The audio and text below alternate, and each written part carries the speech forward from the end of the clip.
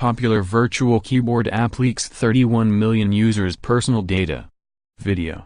Google does some explaining after device tracking revelations. Personal data belonging to over 31 million customers of a popular virtual keyboard app has leaked online, after the app's developer failed to secure the database's server.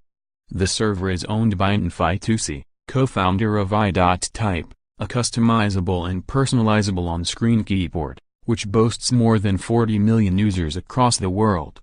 But the server wasn't protected with a password, allowing anyone to access the company's database of user records, totaling more than 577 gigabytes of sensitive data. The database appears to only contain records on the app's Android users. The discovery was found by security researchers at the Chromd Security Center, which posted details of the exposure alongside ZDNet. The data was only secured after several attempts to contact Fitusi, who acknowledged the security lapse this weekend. The server has since been secured, but Fitusi did not respond when we asked for comment. ZDNet obtained a portion of the database to verify. Each record contains a basic collected data, including the user's full name, email addresses, and how many days the app was installed.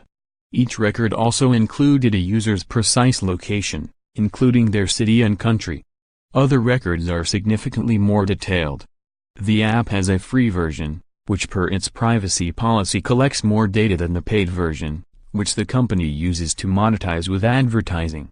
More complete records also include the device's IMSI and IMEI number, the device's make and model, its screen resolution, and the device's specific Android version. A large portion of the records also included the user's phone number and the name of their cell phone provider, and in some cases their IP address and name of their internet provider if connected to Wi-Fi. Many records contain specific details of a user's public Google profile, including email addresses, dates of birth, genders, and profile photos. We also found several tables of contact data uploaded from a user's phone. One table listed 10.7 million email addresses, while another contained 374.6 million phone numbers. It's not clear for what reason the app uploaded email addresses and phone numbers of contacts on users' phones. Several tables contained lists of each app installed on a user's device, such as banking apps and dating apps. It's not unusual for on-screen keyboards to have wide-ranging access to some of the highest levels of Android permissions. Android will warn users that keyboards may be able to collect all the text that you type, including personal data like passwords and credit card numbers. AI.type is no exception, with read access to contact data, text messages, photos and video access and other on-device storage, record audio, and full network access. For its part, AI.type says on its website that users' privacy is our main concern. Any text entered on the keyboard stays encrypted and private, says the company. But the database wasn't encrypted.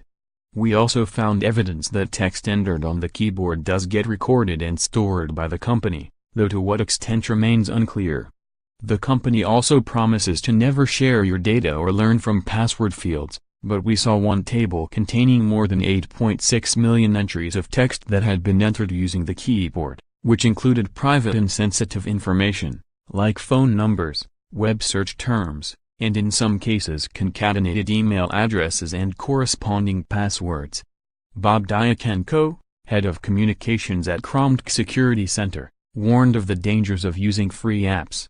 Theoretically, it is logical that anyone who has downloaded and installed the AI.type virtual keyboard on their phone has had all of their phone data exposed publicly online, he told ZDNet. This presents a real danger for cyber criminals who could commit fraud or scams using such detailed information about the user. It raises the question once again if it is really worth it for consumers to submit their data in exchange for free or discounted products or services that gain full access to their devices, he added. It is clear that data is valuable and everyone wants access to it for different reasons, he said. Some want to sell the data they collect, others use it for targeted marketing, predictive artificial intelligence, and cyber criminals want to use it to make money in more and more creative ways.